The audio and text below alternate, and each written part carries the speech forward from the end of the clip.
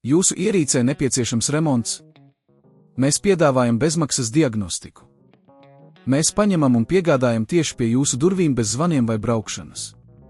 Pirms remonta nosūtām piedāvājumu un turpinām tikai ar jūsu apstiprinājumu. Vienkārši pārskatāmi un profesionāli.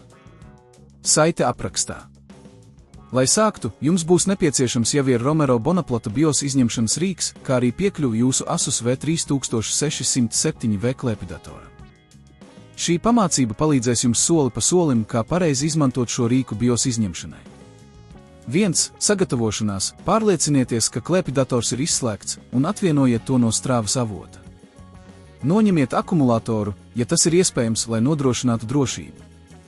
2. Atveriet klēpidatoru. Lai piekļūtu BIOS čipam, jums būs jānoņem klēpidatora apakšējais vāks. Izmantojiet atbilstošus skrūvgriežus, lai noņemtu visas skrūves, kas tur klēpidatora vāku. Esiet uzmanīgi, lai nesabojātu skrūves vai vāku. 3. Identificējiet BIOS čipu. Atrodiet BIOS čipu uz mātes plates.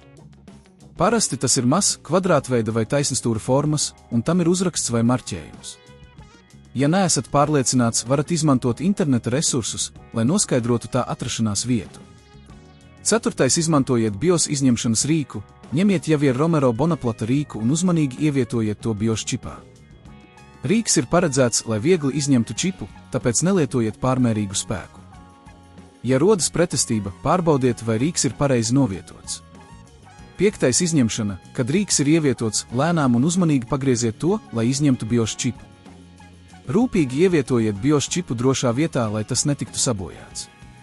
6. Jauna BIOS čipa ievietošana. Ja jums ir nepieciešams ievietot jaunu BIOS čipu, veiciet to pašu procesu, tikai pretējā secībā.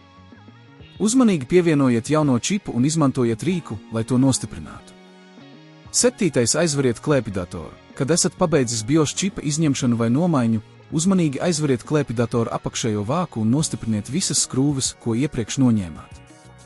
8. Pārbaudiet. Pievienojiet klēpidatoru atpakaļ strāvas avotam un ieslēdziet to, pārliecinieties, ka viss darbojas kā paredzēts.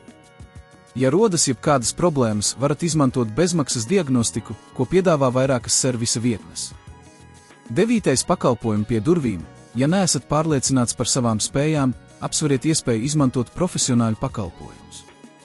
Daudzi servisi piedāvā pakalpojumus pie durvīm, kas ļauj jums ietaupīt laiku un pūles.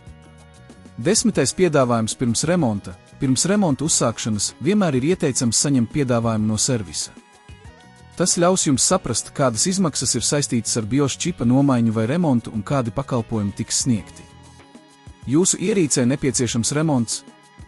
Mēs piedāvājam bezmaksas diagnostiku. Mēs paņemam un piegādājam tieši pie jūsu durvīm bez zvaniem vai braukšanas. Pirms remonta nosūtām piedāvājumu un turpinām tikai ar jūsu apstiprinājumu. Vienkārši pārskatāmi un profesionāli. Saite aprakstā.